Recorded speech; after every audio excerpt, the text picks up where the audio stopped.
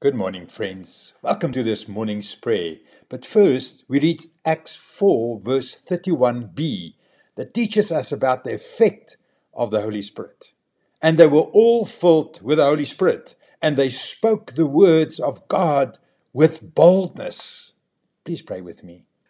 Lord, fill me again with the boldness and unity of the Holy Spirit. I don't seek hype.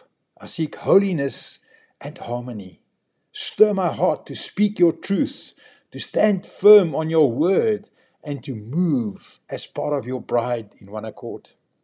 Make me bold, but never arrogant, strong, but never divided.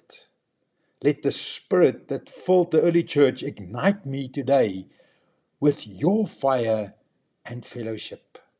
Unite your bride, one in heart, one in soul, devoted in prayer, fearless in love, and steadfast in mission. I pray this in Jesus' name. Amen.